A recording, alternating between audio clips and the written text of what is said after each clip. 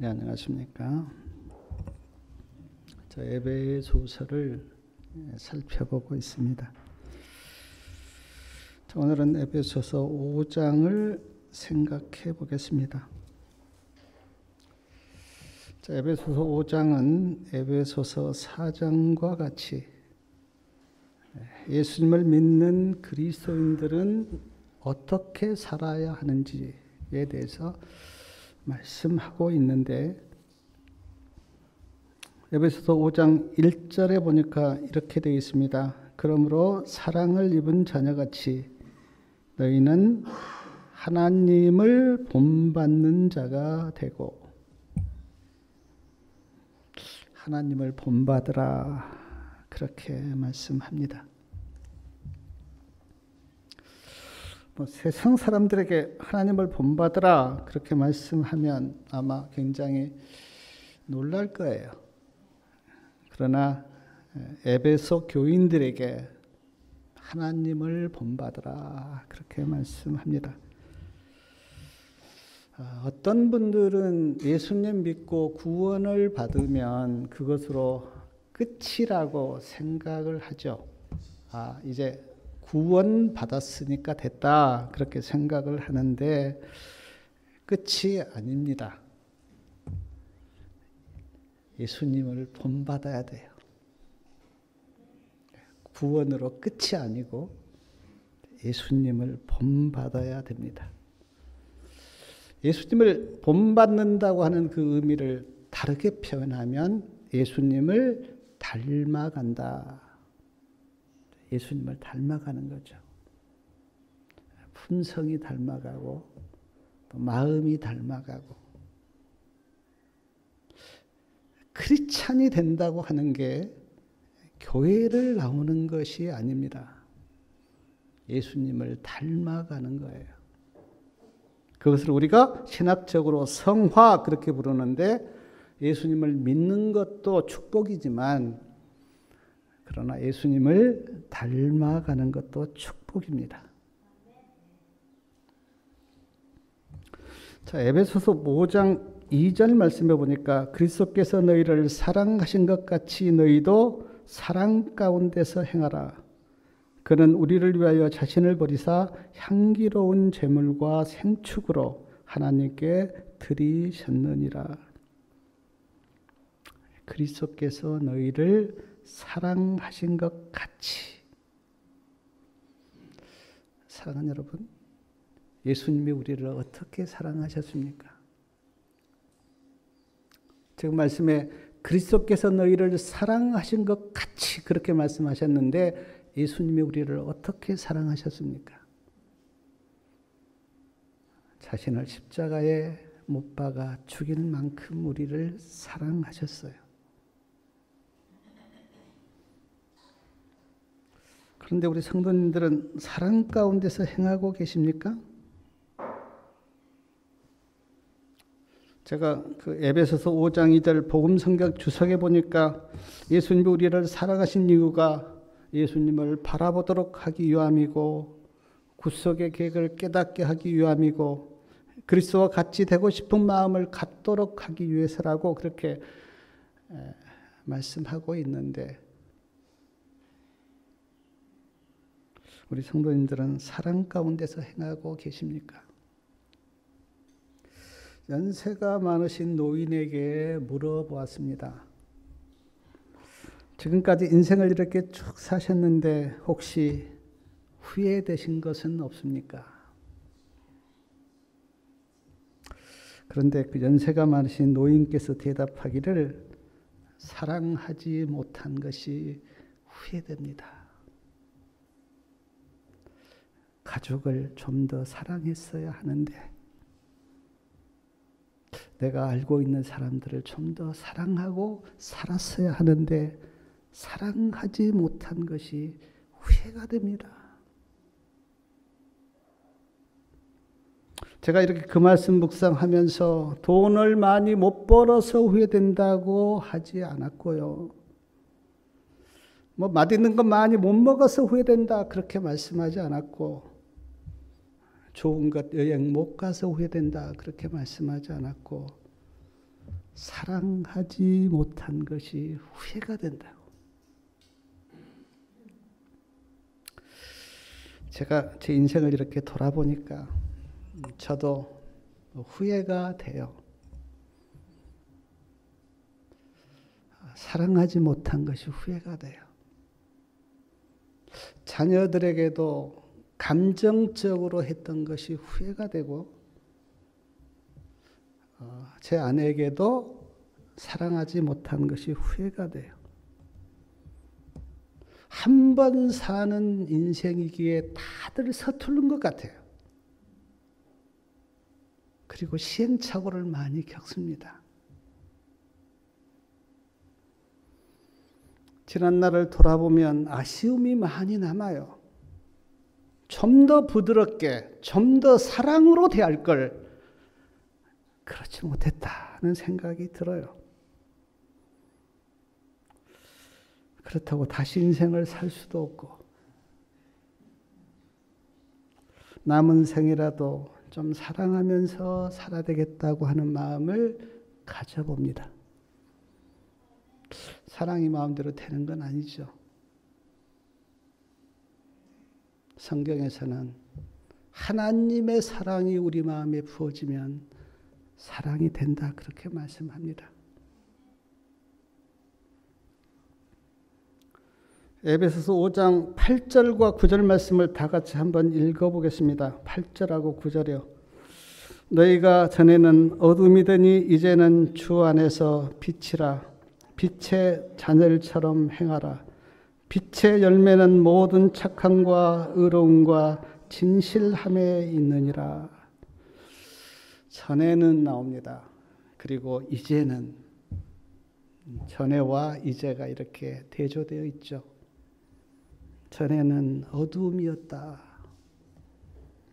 그렇습니다. 예수님을 믿기 전에는 다 우리가 어둠이었어요. 하나님도 못 봤죠. 하늘 본향도 모르죠. 구속의 계획이 어떻게 펼쳐지는지도 모르죠. 어둠이었어요. 그러나 이제는 주 안에서 빛이십니다. 요한복음 9장에 보면 예수님이 날 때부터 시각장애인이었던 사람을 고쳐주시는데, 그때 예수님께서 하신 말씀이 내가 세상의 빛이다. 요한복음 1장 4절에는 예수님 안에 생명이 있었으니 이 생명은 사람들의 빛이다. 그러므로 우리가 예수를 믿는 우리는 다 빛이고 빛의 자녀들이에요. 내가 빛이어서 빛이 아니고 빛 대신 예수님이 내 안에 계시기 때문에. 그래서 이렇게 말씀합니다. 빛의 자녀들처럼 행하라. 빛의 열매는 모든 착함과 의로움과 진실함에 있느니라. 사랑하는 여러분, 이제부터 빛의 자녀들답게 착하게 사시고 의롭게 사시고 진실하게 사시길 바랍니다. 우리가 다 빛의 자녀들이기 때문에. 에베소 5장 10절 말씀을 다 같이 한번 읽어보겠습니다. 주께서 기쁘시게 할 것이 무엇인가 시험하여 보라. 시험하여 보라를 쉬운 성경에는 생각해 보라, 그렇게 나와 있습니다. 예수님을 기쁘시게 할 것이 무엇인지 생각하여 보라. 사랑하는 여러분, 내가 어떻게 예수님을 기쁘시게 할까, 그렇게 생각해 보셨습니까? 제가 작년에 우리 교회에서 사과를 이제 여러 우리 성도님들께 사과를 이렇게 보냈는데, 제가 특별히 한 분에게 사과하고 감정 조금을 보냈어요. 그분은 교회를 안 다닌 분입니다. 그때 너무너무 좋아하시는 거예요. 목사님 막 너무 좋다 그러면서 내가 하나님을 안 믿는 것이 후회가 됩니다. 그분도 기쁘고 나도 기쁘고 예수님도 기쁘고 우리가 조그마한 것이라도 나누면 주는 사람도 기쁘고 받는 사람도 기쁘고 예수님도 기뻐하시고 그러므로 사랑하는 여러분 하루에 한 번이든지 아니면 며칠에 한 번이라든지 내가 어떻게 예수님을 기쁘시게 할까 그렇게 생각하시면서 사시길 바랍니다. 그러면 사랑을 나눌 일이 생기고요. 또 주님께서 기회도 주세요. 그런 생각 없이 막연하게 살면 그런 일 못합니다. 근데 우리가 기도할 때 예수님 내가 오늘은 어떻게 예수님을 기쁘시게 할까요? 누구를 만나면 내가 어떻게 사랑을 나눌까요? 내 주위에 있는 불쌍한 사람들을 주님의 이름으로 어떻게 도울까요? 라고 기도하고 그렇게 물으면 생각이 나요. 성령님이 떠오르게 하세요. 제가 은혜가 충만할 때는요. 방에 들어온 나비도 못 잡겠더라고요. 죽일 수가 없어요. 이것도 생명인데. 벌레도. 근데 은혜가 떨어지면 단번에 가서 때립니다.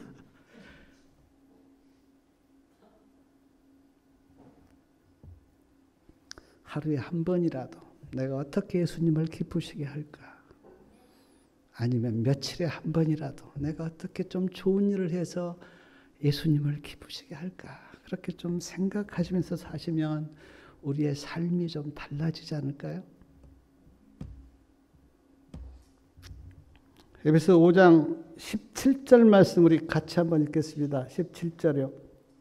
그러므로 어리석은 자가 되지 말고 오직 주의 뜻이 무엇인가 이해하라. 새번역 성경에는 깨달으라. 주의 뜻이 무엇인지 깨달으라. 성경에는 하나님의 뜻에 대해서 참 많이 말씀하고 있습니다. 예수님의 생애도 보면 예수님이 여러 번 아버지의 뜻은 그렇게 말씀하셨어요. 사도 바울도 선교를 하면서 여러 번 하나님의 뜻은 그렇게 말씀하셨는데 제가 세 말씀만 좀 읽어드리겠습니다. 하나님의 뜻이 무엇인가요? 요한복음 6장 40절 하늘 아버지의 뜻은 아들을 보고 믿는 자마다 영생을 얻는 것이다. 데살로니가전서 4장 3절 하나님의 뜻은 이것이니 너희의 거룩함이라. 데살로니가전서 5장 16절부터 18절 항상 기뻐하라 쉬지 말고 기도하라 범사에 감사하라 이것이 그리스도 예수 안에서 너희를 향하신 하나님의 뜻이다. 사랑하는 여러분 하나님의 뜻을 아셨습니까? 믿고 영생을 얻는 것 거룩하게 사는 것 기뻐하고 기도하고 감사하는 것. 그러므로 사랑하는 여러분 이 하나님의 뜻을 알고 하나님의 뜻을 따라 행하는 성도님들이 되시길 바랍니다.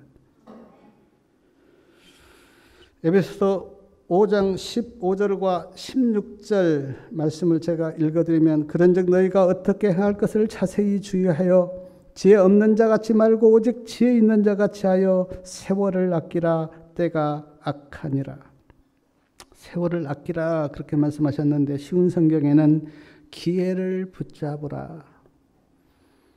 기회를 놓치지 말고 기회를 붙잡으라고. 어떤 기회를 붙잡아야 합니까? 물론 모든 기회를 붙잡으면 좋겠죠. 그러나 특별히 구원을 얻을 수 있는 기회를 붙잡아야 합니다. 왜냐하면 구원이 우리의 운명을 결정하기 때문에 아무리 세상적으로 잘 살아도 구원받지 못하면 헛된 삶이에요. 그러나 세상적으로 고난 가운데서 힘들게 살아도 구원받으면 그 사람은 잘 사신 거예요. 그러므로 구원받을 수 있는 기회를 놓치지 말기를 바랍니다. 특별히 우리 이모부님은 제가 이 말씀 이렇게 설교 쓰면서 참 어떻게 교회를 오시게 되었을까? 물론 하나님의 은혜고 섭리인데 참 너무너무 감사했어요. 지금까지는 어떻든 세상에 계시다가 하나님께서 부르셔서 주님 앞에 나온 그 발길이 너무 아름답고 감사해요. 또한 때가 악하다 그렇게 말씀하셨는데 지금이 어떤 때입니까? 말세입니다. 성경에 보면 말세는 도덕적으로 타락해서 아주 악한 때예요. 그러므로 우리가 말세에 살기 때문에 허송세월하지 말고 세월을 아끼면서 믿음으로 살아야 합니다. 또한 예수님을 믿고 구원받은 성도들은 어떻게 살아야 하는지 우리 5장 19절 말씀 다 같이 한번 읽겠습니다. 19절이요. 시와 찬미와 신령한 노래들로 서로 화답하며 너희의 마음으로 주께 노래하며 찬송하면서 살라고. 시와 찬미와 신령한 노래들로 서로 화답하면서 마음으로 주님께 찬송을 하라고. 제가 계시록을 이렇게 보니까 계시록에는 참 찬양이 많아요. 하나님의 보좌가 있는데 하나님의 보좌 옆에 24장로가 막 하나님을 찬양합니다. 내 생물이 하나님을 찬양하고 천사들이 하나님을 찬양하고 14만 4천이 하나님을 찬양하고 허다한 무리가 하나님을 찬양하고 계시록에는 찬양이 많은데 왜 계시록에 이렇게 찬양이 많은가? 하늘에 가면요. 하나님을 찬양하고 예수님을 찬양할 수밖에 없기 때문에. 아마 찬양도 지금 우리가 부르는 이런 찬양의 모습은 아닐 것 같아요. 우리가 직접 하나님을 보면서 찬양하면 우리의 찬양이 달라질 것 같아요. 예수님 앞에서 우리가 찬양을 부르면 우리의 느낌과 우리의 감정이 다를 것 같아요. 막 할렐루야라고 하면서 그 높고 영광스러운 그 하나님을 찬양하는 그 찬양의 마음이 다를 것 같아요.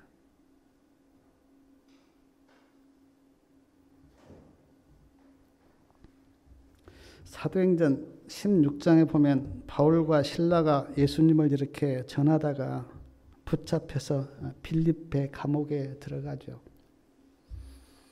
그런데 감옥에 들어가서 하나님을 크게 찬양합니다.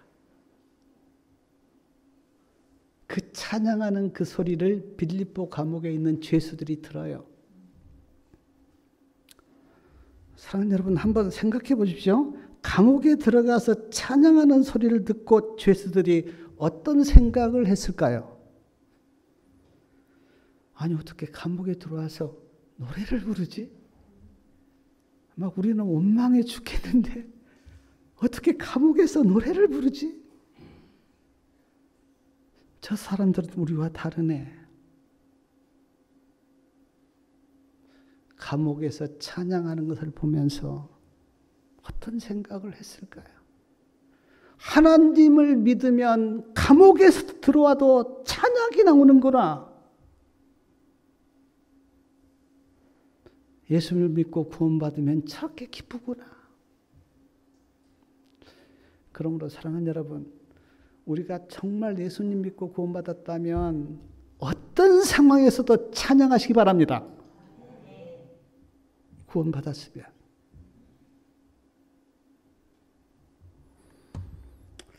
아마 빌립보 감옥에 갇힌 바울과 실라를 보면서 어떤 사람들은 이렇게 생각을 했을지 모르겠어요. 아니, 감옥에 들어가지 않도록 예수님이 지켜주지 않았을까?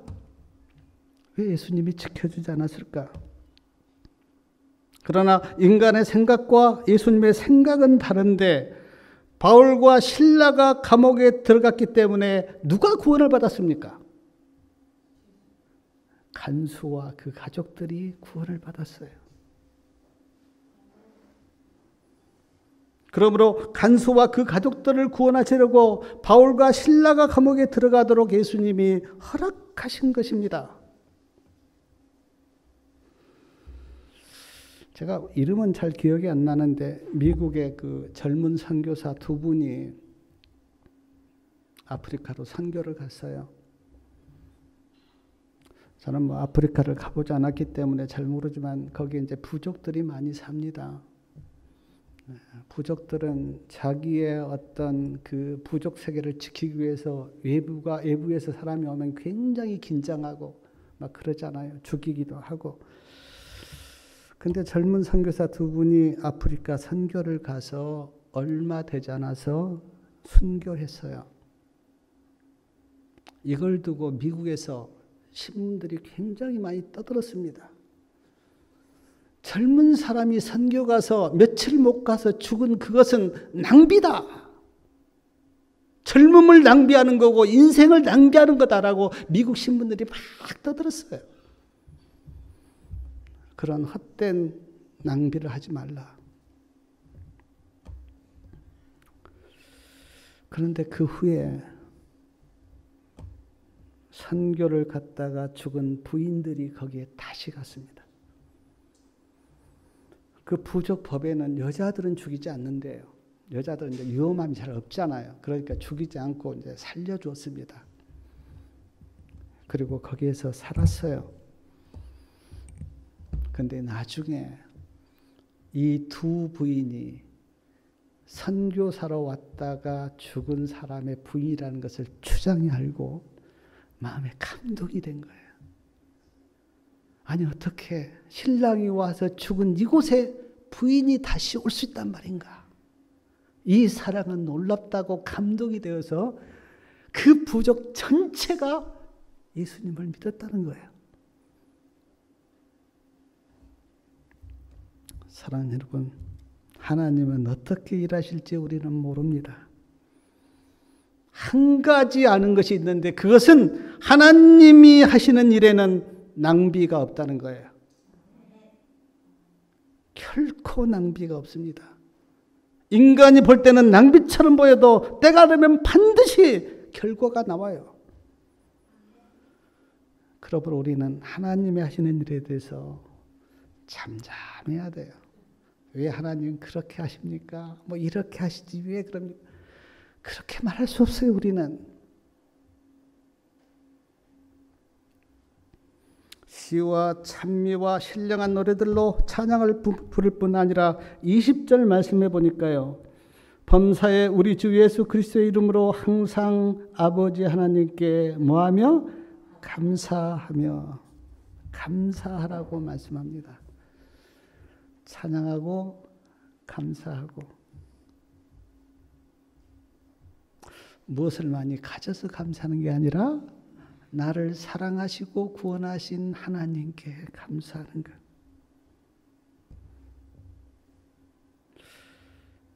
제가 지난 안식일에도 우리가 그 말에 대해서 말씀을 나누었는데 그 5장 4절 말씀에도요. 5장 4절 말씀 우리 같이 한번 읽겠습니다.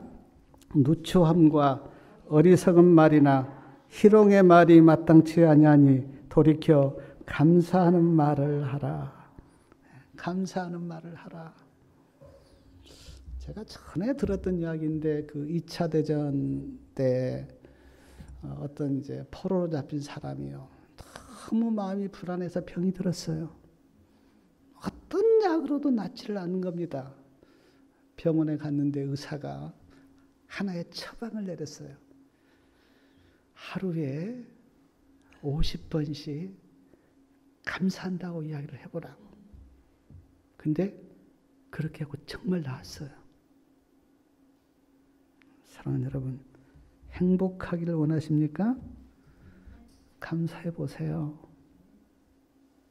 감사합니다. 그렇게 해보세요. 행복해요.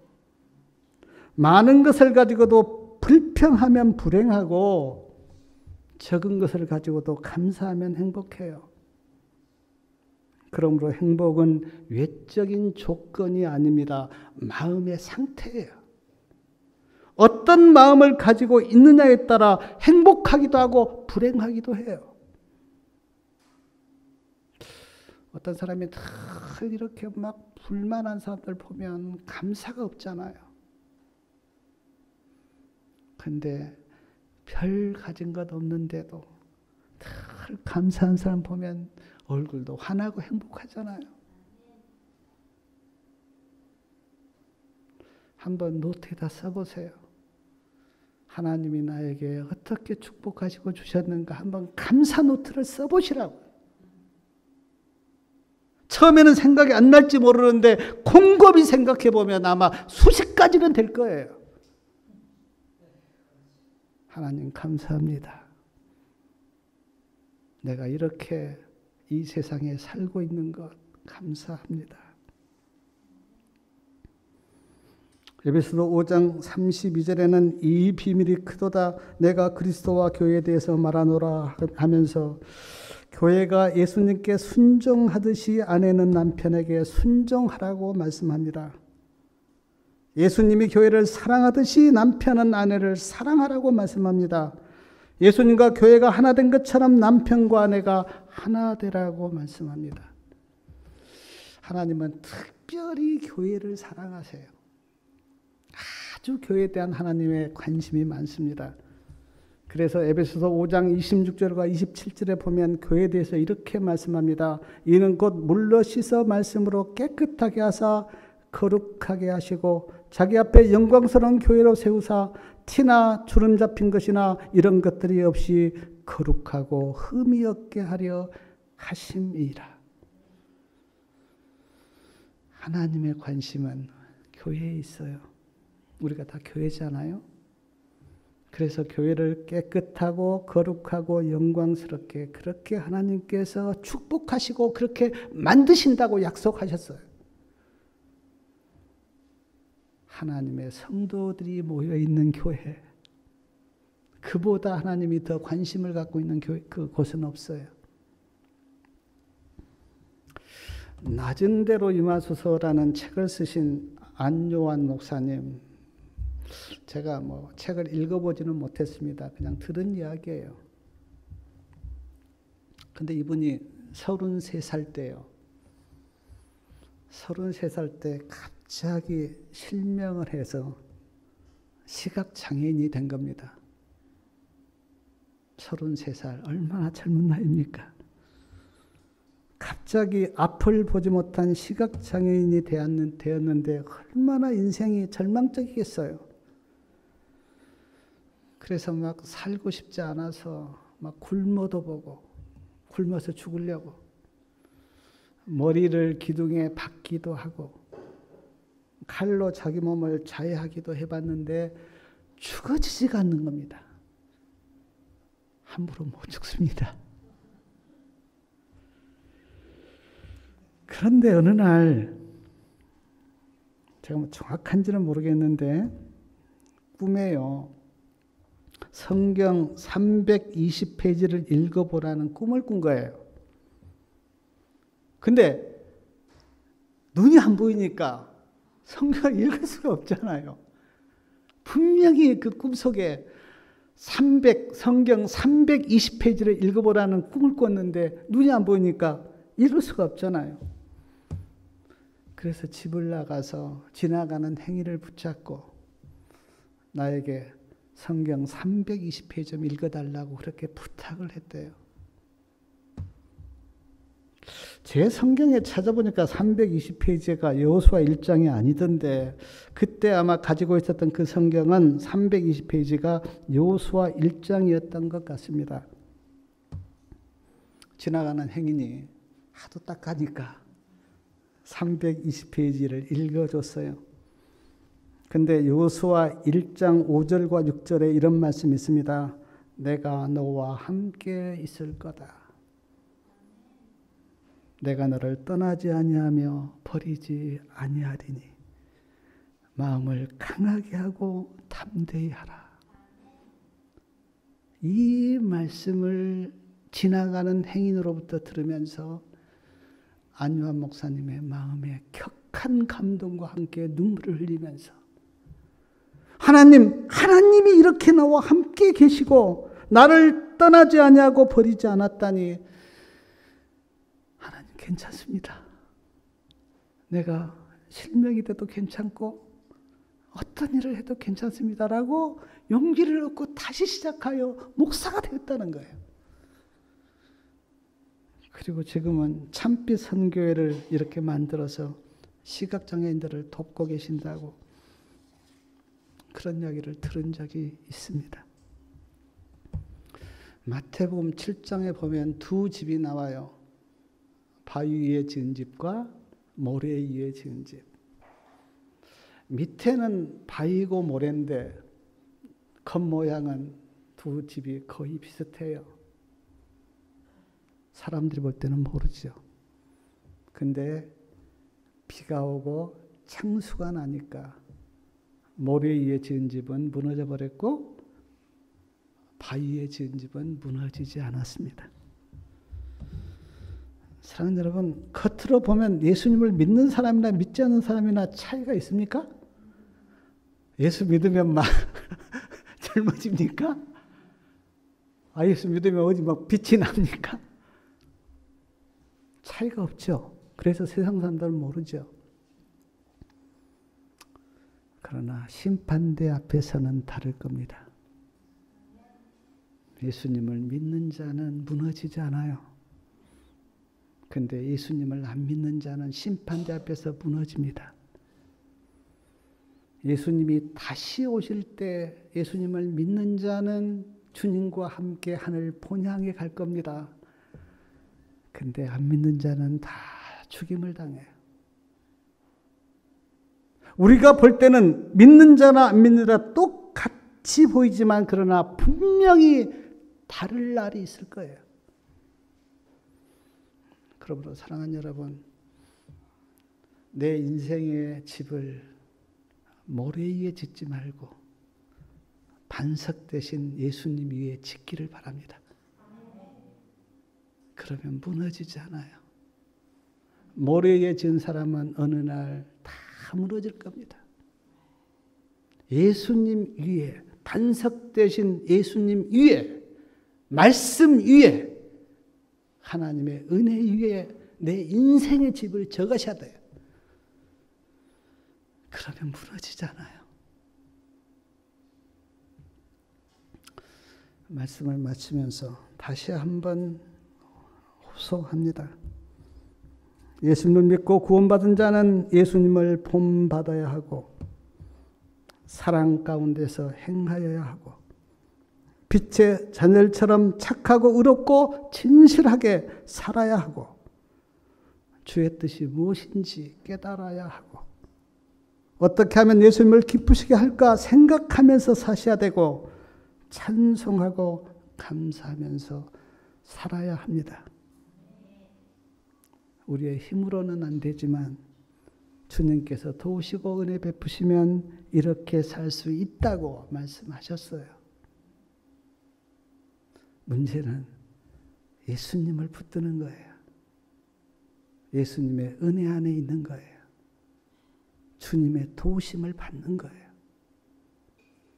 신앙이 왜 이렇게 안 되는가? 주님의 은혜 가운데, 주님의 도우심 가운데 있지 않기 때문에 그래요. 주님의 은혜가 임하고 말씀의 능력이 임하면 그냥 기쁨으로 찬송하면서 감사하면서 신앙이 돼요. 하나님의 은혜가 우리 성도님들과 함께하기를 바라면서 말씀을 마치겠습니다.